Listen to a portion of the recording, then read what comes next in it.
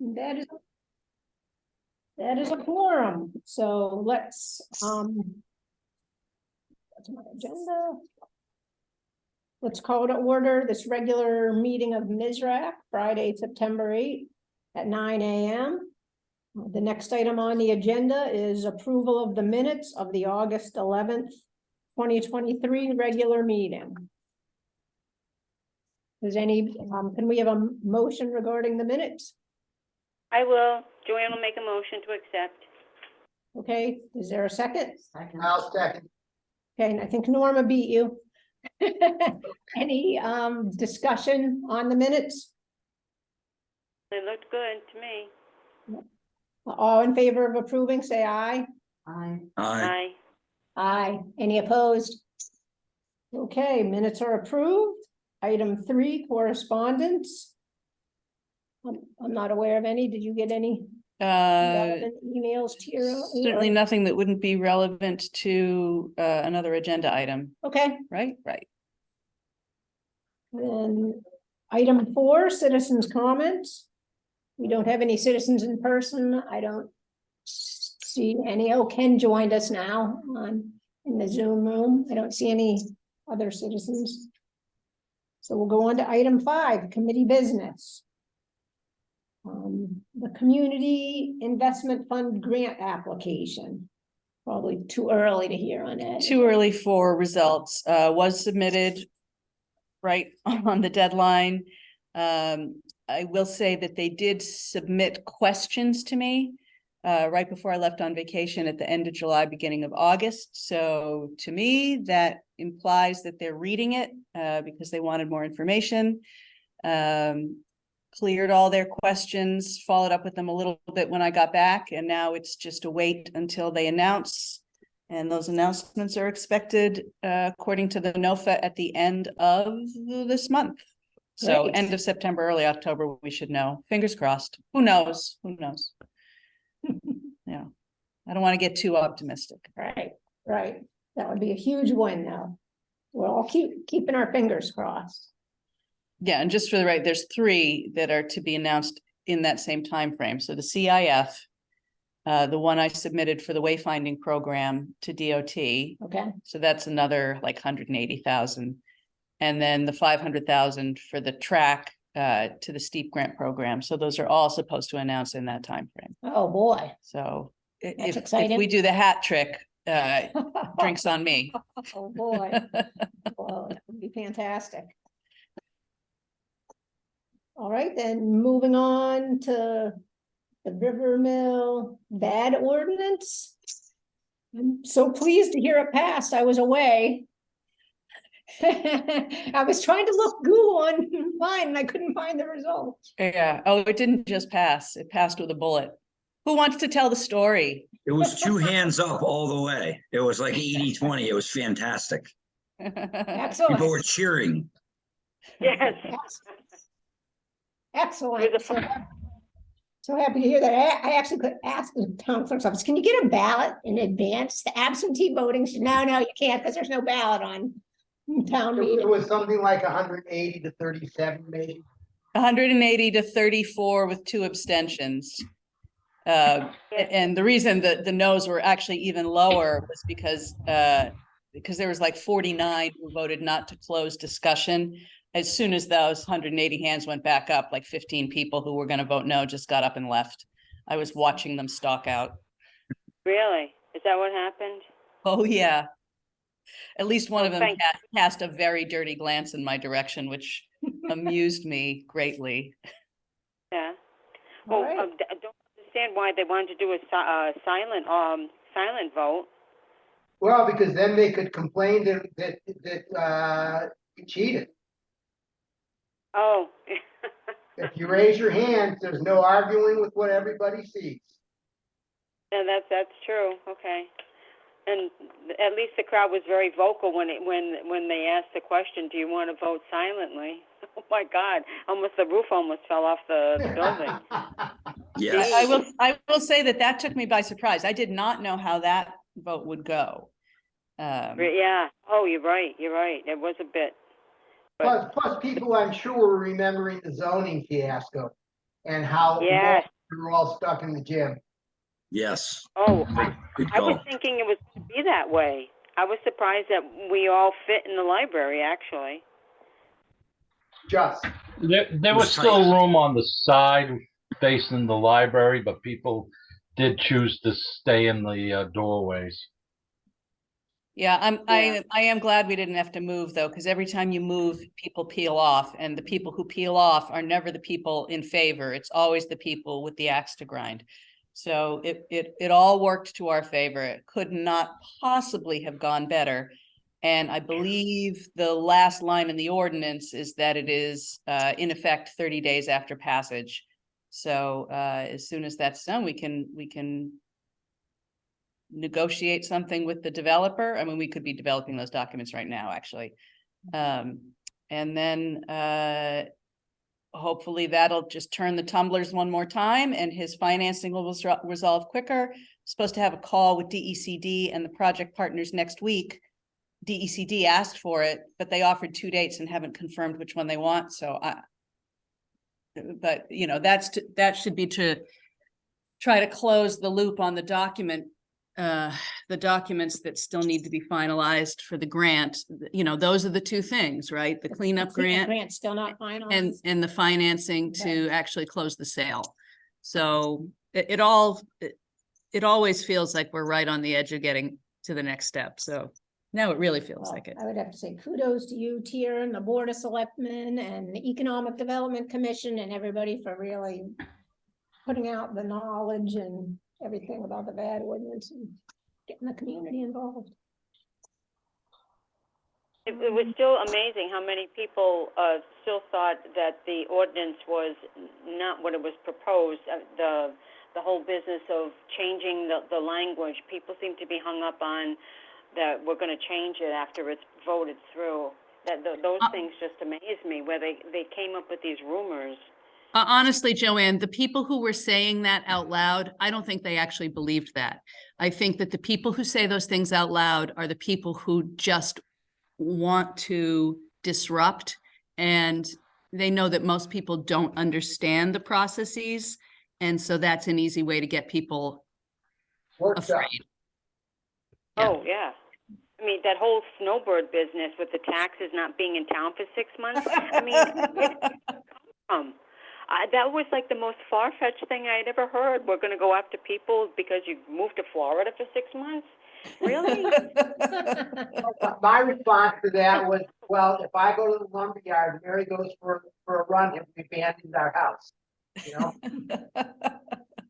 It's Well, crazy. I have to say, I almost wanted to go over to him and shake his hand when he said it, to say, thank you for saying something so stupid. Stupid that people will look at you and think, oh my God. There's a lot of wisdom in that. Letting Yeah. people blow themselves up is a very powerful tool that I use very often in trading. Yeah, well, you're absolutely right, right. It didn't make you look like a fool, that's for sure. Wow. Okay, well, good job again, Tara. Thank you very much for all your hard work on that. Well, like I say, in the end, it was an absolute pleasure. Mhm. No, thank you again. All right, so moving on to Swanson Park, I think we were kind of waiting to get here about the other grant, right? Right, Let's right. see, That's the that's community bundled into investment. the CIF request. That, you know, that T-Mobile grant that we talked about with the $50,000 cap, that's always out there. It's just quarterly. So, I mean, I could have worked on it simultaneously, but I'd just rather see if we get this bite from the state. And if Right. not, then I'll, you know, just take that piece out and submit it independently.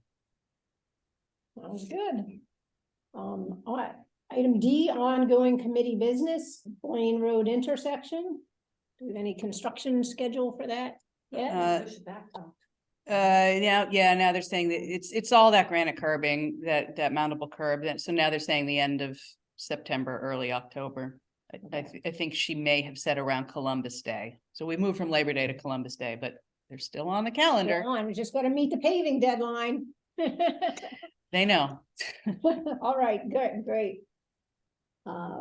River Mill, I mean, we were just discussing the status a little bit under B, unless there's anything else that we didn't, any other new? No, I don't think so. Yes. You know, I'd like to get that con call scheduled with DECD for next week.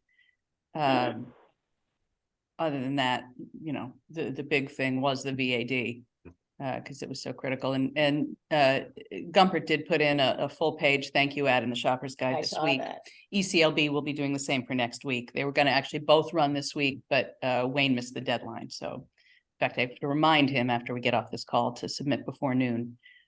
So that'll be another reminder, you know, to people that happened and that it's important and that they were a part of it. And I think that That was, all of those things are important. I was very impressed with that ad, and I really liked the picture, you know, like one of the original pictures of the mill, looking really good without trees growing out of the tower.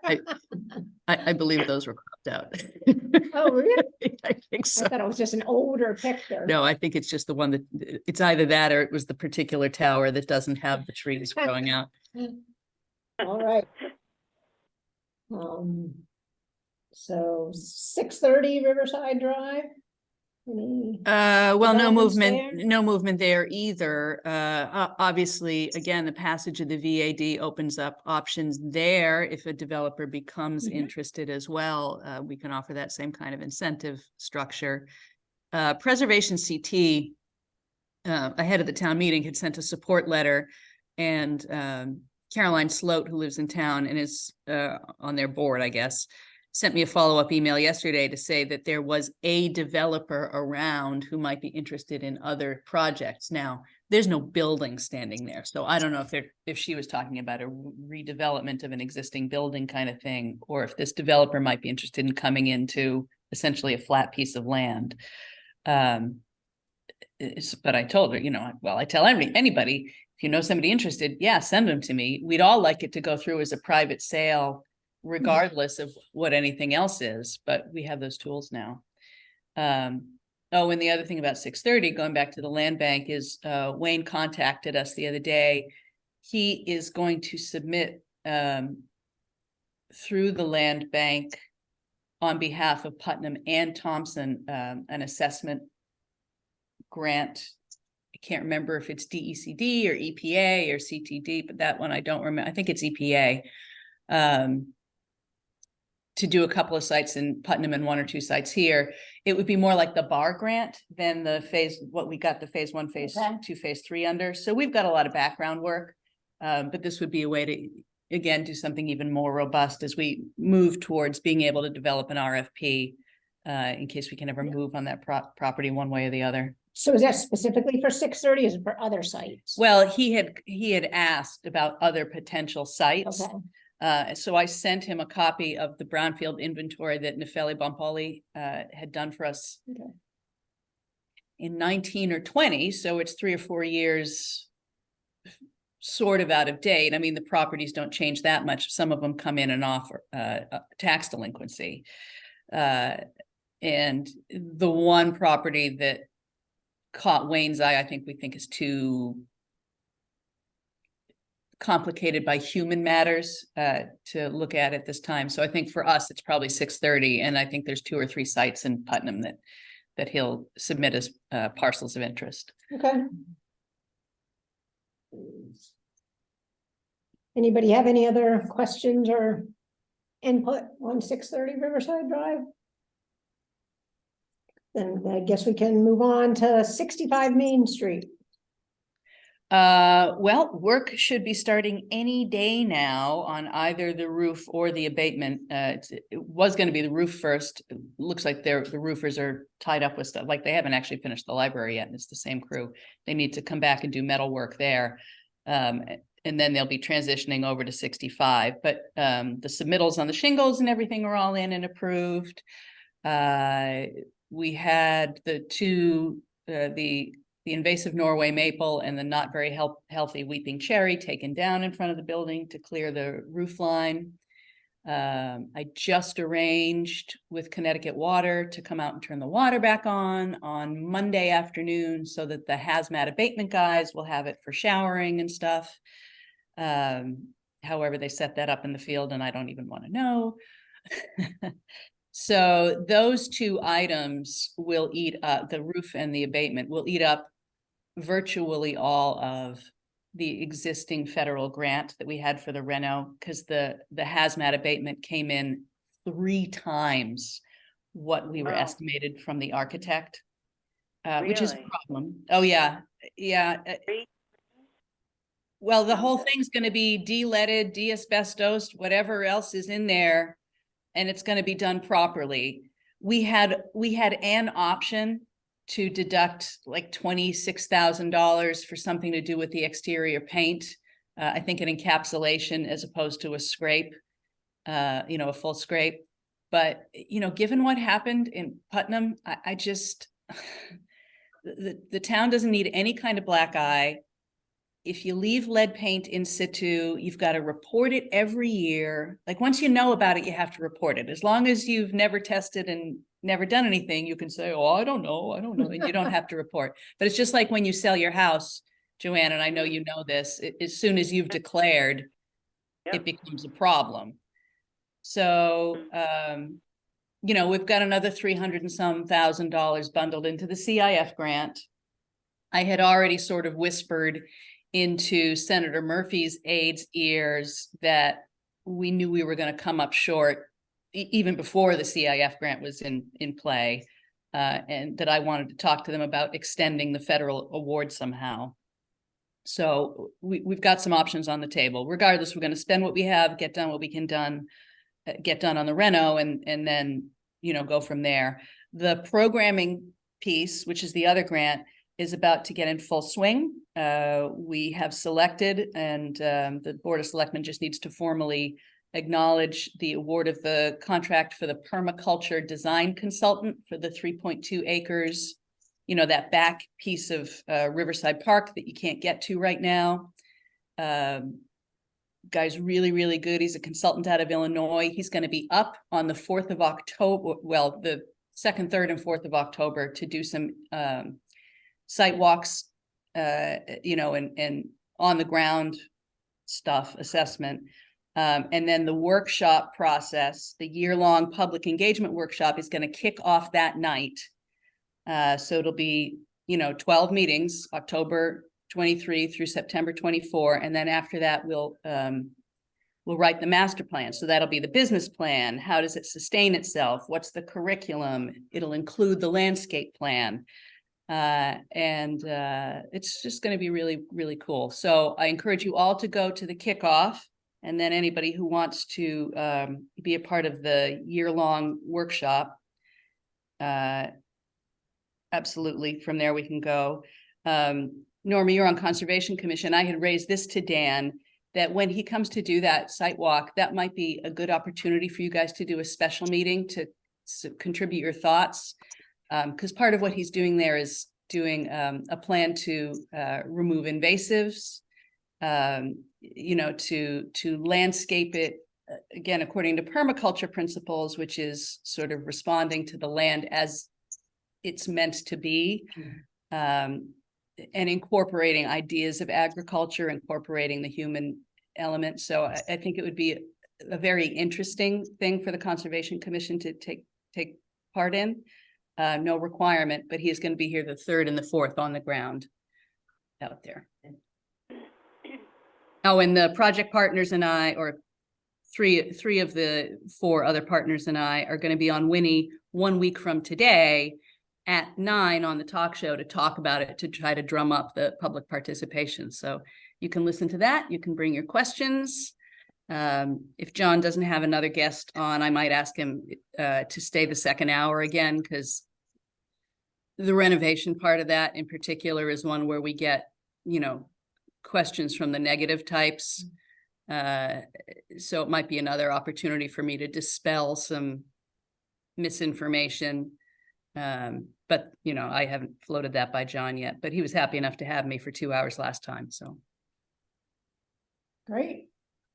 It seems like the work that is being done on the asbestos side too, on the smaller project here, is a good kind of prelude to the larger one, right? Maybe it's a couple things to learn and, button up your procedures there ahead of the bigger mill project, right? With the Well, I But think, asbestos I is think the always real considered. thing about it is that it shows that we are taking the steps to make the community safer regardless. It's obviously going to be two different crews because the scale is so different. Sure. But yes, I mean, I would never want to like celebrate the hard times of other communities, but in some ways, what Putnam went through was good for us in that it put us on notice that these things do sometimes go wrong, even when people are, invested in taking care. So we are absolutely going to make sure that wherever else we may cut a corner, it's not going to be there. That's right. It's great messaging, and it's also hitting a single before a home run, which is sometimes a good idea. Yep. And I know that part of the bar grant was a hazardous building study as part of the river mill. Now, does the remediation, does that include anything inside, or is that strictly exterior? I would have to go and look at what Wayne proposed, because he wrote all that part of it. Okay, Our role in that grant is really just as the pass-through. right. I mean, I wrote some of the narrative about, the community itself, but all of the technical stuff was Wayne. So I don't know exactly what the 2 million covers. There's more than $2 million worth of Right. hazmat there. I think John's estimate was that there's $5 million of hazmat cleanup there. But whatever goes first is going to come out of that 2 million. So. Right, maybe next time we have Wayne available or something, that would be, and that did just strike my curiosity now, if it's indoors or just exterior. I feel like it is exterior because they've Just talked a exterior, lot okay, about kinda. they've talked a lot about that that sluiceway in Yeah. front Right, as being a big piece of it. So I feel like it's mostly soils and water, okay, but I am not 100% on that. okay. Any other questions? Comments? Okay, then moving on to Main Street reconstruction. I think as far as I know, we're just waiting for the community investment going. Yeah, hurry up and wait. I mean, Hurry up and wait. we do have it also submitted to LOTSIP, but that's, that hasn't changed. That's 4 to 6 years out. In fact, Yu Yang circled around to me a few weeks ago to ask what the status of was with the LOTSIP. I'm like, well, the status is nothing. You submitted it and there it is. It looks nice over there by the Milltown Grill. I mean, the new Actually, patio.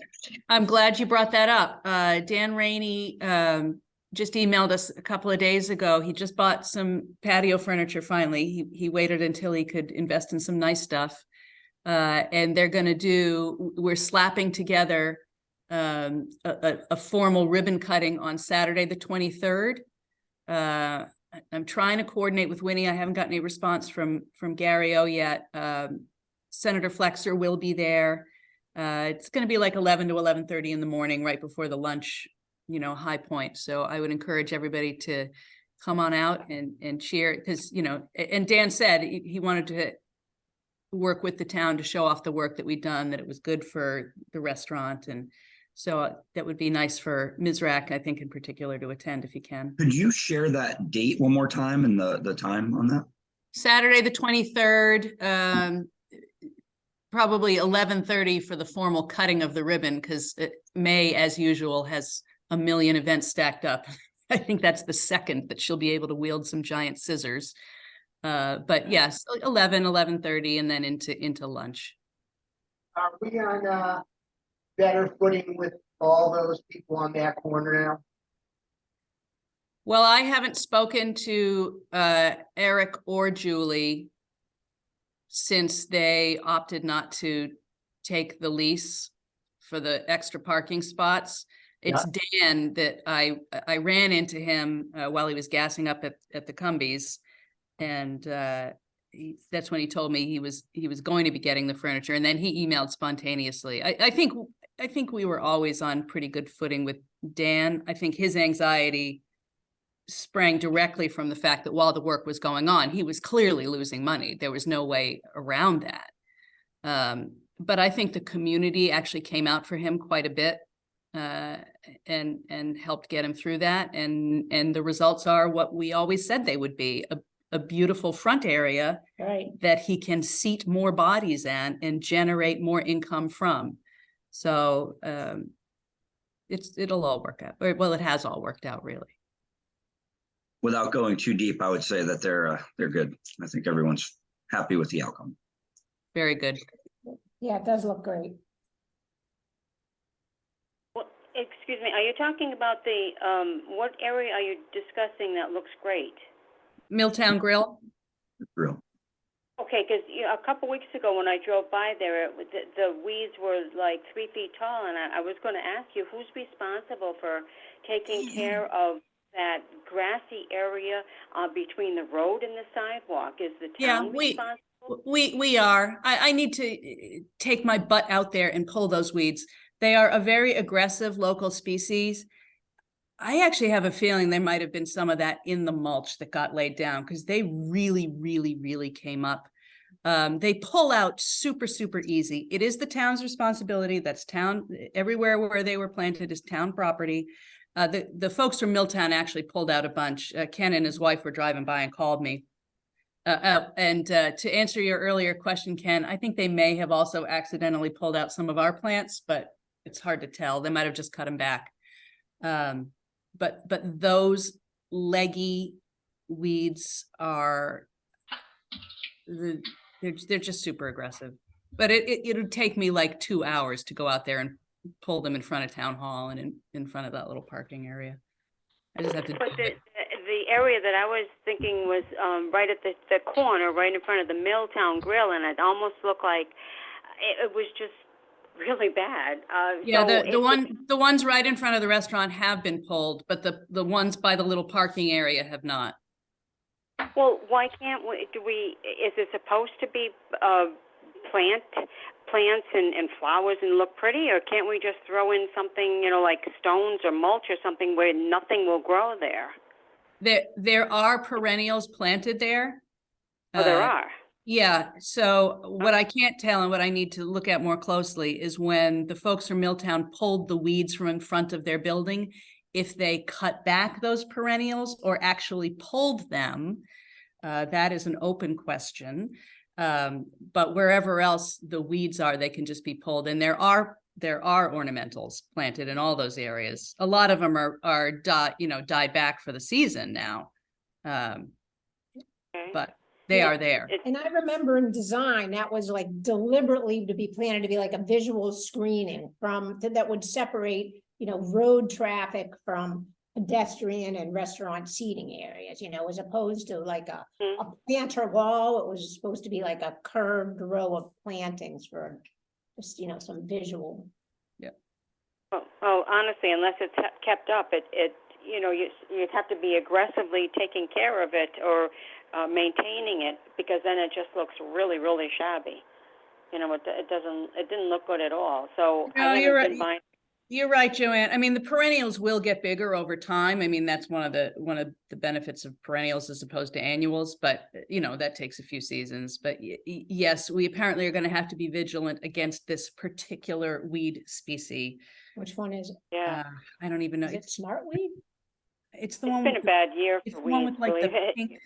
That's smartweed. Is that smartweed? I've never Like known. the little dots, like. Yeah, it's like related pinkish to purple. it's related to wild indigo. I know that, but Yeah. I've never heard the name of it. Yes, it's that. It's horrible. Yeah, well, actually, it's interesting you bring that up, Joanne, because when Norma and I were standing out in the front waiting for the light to switch from red to green, we were talking about it.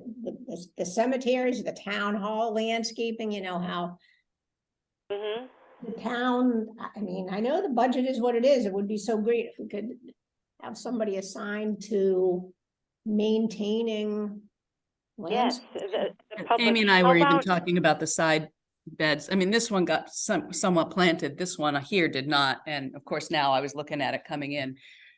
That can be managed too. There's a couple of things that really need to come out, but that's something that I think we should be just seeding with an annual mix in the fall every year so that it becomes self-maintaining.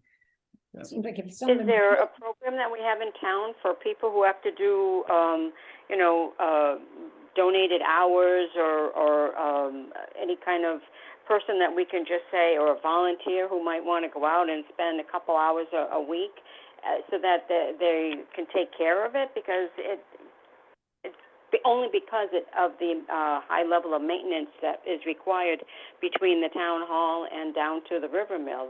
It's not a lot of work if somebody maintains it constantly. And if we could have a volunteer or somebody who has to do some social hours, what do you call that? Social Community service. Community The high service. school kids definitely Service have officer. community service requirements. I don't know how they organize those. You do? I don't Just a know if it's a thought. good idea to have kids down there on that, right up against. I didn't say kids. Oh, no, I didn't say kids. I mean, No, I'm just saying, in terms of, high school kids Okay. or scouts or something like that. yeah, definitely. People just a crew of a couple people, every 2 weeks or something until they're established. Because until then, just a thought. That's all. No, it's a good thought, Joanne. How do they do it, Norma? The phone call, I guess, comes in here, but I get private phone calls. I just finished with a lady who was doing 100 hours, and I had her working at a couple cemeteries, and actually she was doing roadside cleanup. I have a boy this week that had a little driving infraction, and he has to put in 20 hours. He's 17, and if he puts in his 20 hours, they'll erase the record from his slate. Okay. So I seem to be I was called yesterday and said I may be getting another call from a boy that was involved where he shouldn't have been. But I put him to work in the cemetery and I keep track of the hours. Do Thompson Together, and Thompson Together, Beth Goldsmith, president, writes a letter to the court to tell them that it's been done and who was supervised by. Well, I'm actually going to see Beth today, so I can even float it to, and I'm on the board of Thompson Together, as is Renee. Maybe that's something we can float as something that they could help to organize more formally. It doesn't involve any cost for them, but if we can make a formal arrangement where the community service hours get funneled through Thompson Together and then assigned to cemeteries or roadside cleanup or civic landscaping.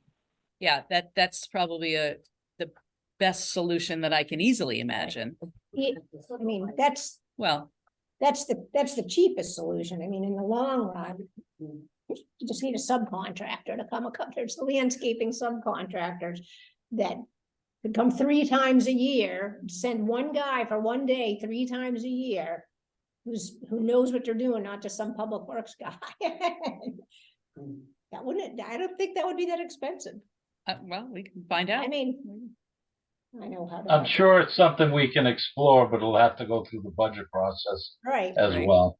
but as far as funneling any of the community hours through one entity, with a list of, we need them at the cemetery, we need somebody to do this, that, and it'd probably be better coordinated, if we had a list and somebody compiling it, and then, share it out accordingly.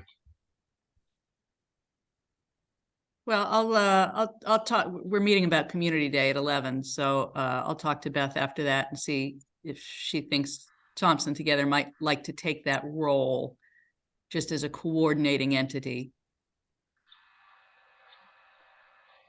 That Sounds good. No, to go through Thompson Together. Right, because that seems very on mission to me, for them to be coordinating that, without having to flow directly through town hall, which is what their purpose was always supposed to be. But she'd have to, the board would have to agree. But I'll talk to her about it today. When is that next event, the community day? Saturday the 30th. Yeah. All right, well, that was a good little sidebar discussion for future, because if we keep doing all these beautification projects, we've gotta maintain them. beautiful. We gotta maintain them, yeah. Which is always a perennial problem. There's construction dollars and never maintenance dollars in these kind of grants and stuff. It's an ongoing problem. Yeah, that's always a concern of a lot of money that's being spent. What do we do with it after? Yes, I have heard that concern. And I know you are not making this case, Ken, but my automatic response to that is that still isn't a good enough reason not to fix something. I'm in total agreement with you. No, I know that you're Yeah. just, that you are presenting the arguments others have made, but it's not a good enough reason to let stuff decay, is that you're gonna have to maintain it in the future. Well, plus if somebody would, could develop a list of the, say municipal beds that need landscaping. I mean, obviously not mowing, then we could have a better grasp on the scope, and that's something that they could easily, I mean, I could even ask some landscapers, if you do weed these 3 times a year and freshen the mulch. They just need to have a list, you know, like how many square feet of beds are we talking about? I really don't think it would be a huge number. You know, for future. That should be easy to find. That should be easy to find out. I mean, the library does it with their bushes, you know, at the library and in the community center. They get somebody to come in a couple times a year and, you know, trim them back and pull You mean some weeds, etc. Those And it keeps barberries that them, all need to be pulled maintained. out? So that's in the What's that? library budget? That's in the library budget then? Yeah, Allison has those bushes around the, you know, the sidewalks, and they're all trimmed, a couple of trees. You know, they do trim them up. I forget who the landscaper is, whether it's Sunset or whoever, but somebody does come in a couple times a year and they do, you know, maintain them. Well, we do have a handful of local landscapers. I mean, Sunset, Nick Donahue, who is very civically minded. I know there's another couple. So yeah, we can get some estimates ahead of next budget season. We may as well. Yeah, I don't know whether it's done by structure or by municipally owned lands. I don't know anything about that organization, but. If That's it's a private, it could be good for the town to use local people like Sunset, or I would say LaJoy Brothers is a solid landscaper in town as well. It's been around a long time. Or how about when you reach out to the different local landscapers, let's see if there's, we'll say 5 or 6, and we ask or make a presentation to 5 or 6 different companies that we're looking for some help. I'm sure that there's enough work that it could be divided and between 2 or 3 of them, and they might just say, sure, you know, I'll give you an hour every 2 weeks for free. So, and it could also benefit them that, you know, they also do volunteer for their local town. So it could be a win-win for us and for local businesses if we kind of shared the burden between a couple of landscapers and then split the work. That's an idea, right? Or Yeah, no, that we wouldn't can work. present that too. Yep. Okay. I'm just trying to think of the most frugal way for the town to get the beautification to the level that it should be, and not have Tara, our town planner, go out on her hands and knees and be pulling weeds in the middle of the night. Exactly. I can assure you that I will not be on my hands and knees. Like, I'm just picturing you over there, you know, pulling out the weeds. So if we have enough townspeople, I'm sure that they'd be willing to donate an hour or 2 every couple of weeks just to make the town look nice. And If we could get, kudos, and also get a kudos on the town, our billboard out in front of the town hall, maybe. I don't know. I'm just thinking out loud here, but something to think about. To make it happen. Exactly. Somebody has to coordinate it if it's that level of volunteers, but then they could get maybe a little sign, even if it's just like a 6-inch by 6-inch sign to put in the bed maintained by Sunset Landscaping, or bed maintained by LaJoy Brothers. There you go. So that's first class, cheap advertising. Right. Yeah. Yeah, that's a good idea. All right, well, for them. we'll put it on the to-do list. Yeah, it was a good sidebar for a short meeting to have a discussion on that. So now I guess we should be up to other new committee business. I think, Brian said next month he'll be ready to go over some of his thoughts for the tank farms and explain that to the committee. Yeah, sure. I'd be happy to. I've been developing it for a while. So the background there for the group's benefit, I guess, is I work for a company that does this. So we make biofuels and distribute them. And back in 2018, I had set up a big program to send it all from one of the facilities up here in the Northeast. There's two. There's Hamilton and Harrisburg. One's in the US, one's in Canada. And all the stuff from Hamilton was going to California. Now the thought is to move it all here to New England because it makes more sense now. Things are changing in the market. So it's a big opportunity. And our financing partner, so one of the big trading houses that you guys might know them as Hess. I'm sure everybody's heard of that company. So they have a lot of money and they own a company called Sept. They have tanks around. So long story short, it's a good kind of strategic thought. And, you know, just being perfectly honest and frank with you guys, it doesn't necessarily make a lot of sense to do that because there's a lot of existing tanks that could be utilized, but it's me trying to push something through for the town that, you know, why give the money to someone else when you can do good in your local town. So if I can kind of push it through, which I can, and kind of quietly start on the rail side and build out a system from there, it's worth exploring and seeing how I can do it. And you know, a few tanks isn't going to hurt anybody, right? Like look at the propane guys did a fantastic job. They put in a tank. They got their area set up. They'll be ready to go soon. So there's a lot of things that can be done there, and stuff like that should be scaled. And the town needs money. And my firm conviction is that, you know, retailers and restaurants are not really a great thing it's going to make a lot of money for the town. You know, we have a couple of places, and we got Putnam and other spots around. I'm excluding the mill from all that conversation because all that stuff is wonderful. That's going to go into the mill and that revitalization. That's why we're all here. So certainly excluded from that. But I don't think that anybody in this town wants to see this town look like Putnam.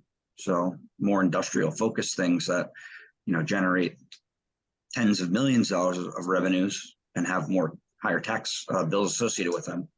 It's really what I think we need to make money. And also support, you know, more local endeavors that would benefit from that. And that's something that is very near and dear to my heart. So I think it's worth pursuing, and we'll see what happens and where it goes. And I was saying the other day, I think it takes a village. So everyone's got some skills that, you know, that could help out, and certainly know how to do it and have the harder parts in place. But some of the hardest parts for me to do that stuff is actually putting the presentations together. And, you know, I'm not an engineer. I don't have any background on that. I'm not going to do, you know, blueprints and all that. So all that stuff would be third party work. And so we have certainly people that are more capable than I to do that. So getting things off the ground and working on execution is really what I do, and bringing in financing and, you know, managing fleets and inbound and outbound stuff. But there's a lot of revenues that get generated from that, a lot of tax revenues, it's title transfers, and I think it's really important to pursue those type of projects. We'll see what happens, and hopefully, you know, you guys will listen and take an open look at it, and you know, we can explore and see where it goes. I haven't heard a lot of those ideas out there in the, you know, in the town. So And maybe you can kind of start with a low level review, because you're way above my head and I don't know what you're talking about. That's okay. No, that's okay. You're way above mine too, so it's okay. It's different. I really different admit that. So maybe we can just, start off next month with like, physically, what are we talking about? What's the product? How how does the revenue get to the town and all that kind of stuff. Sure, sure. In summary, starting is, just simple rail car movements where you're just taking in product off of a rail car and putting it into a truck and distributing it to local heating oil players. That's one very easy and obvious way to do it. There's not really much need for cost or infrastructure to do that. But if you were going to scale it, it's just common sense, right? You need a tank. You can't just have rail cars and know where to put them. Or you could have it as floating storage, and we do that too all the time. So if I had a little bit more room, like I very curiously walk around by Deary Brothers, although that's in Putnam, so it'd have to be on the Thompson side. But I'm always fascinated by the wastewater treatment area over there and the fact that the rail goes there. So it's very close to the line though. That's my concern, because I don't want to do this in Putnam. I'm very adamant about if I do this, it's got to be in Thompson. I'm not trying to just do this. I'm trying to do it for the town. So if the purpose is defeated, then it's not really as great of an idea. It also could be a wastewater system that could feed, other interesting businesses in town that all tie in. So that's the point. But it's all non-hazardous too. So think about that. If there was ever an incident, you read about all these rail car spills, right? If you spill biodiesel or soybean oil or something like that, there's not an impact on the environment, which is very important. Something to keep in mind. Okay, great. We'll learn more about it next month. So I think we've gone through our agenda. If anybody, we have member comments. Does anybody have anything else to discuss? Either in person or in the Zoom room? Then I guess we can be adjourned for our September meeting. Adjourned at 9:47. Great. Take care, everyone. Have a good weekend, everybody. Great week or month. Have a good one. Take care. Yeah. Bye-bye. Mhm.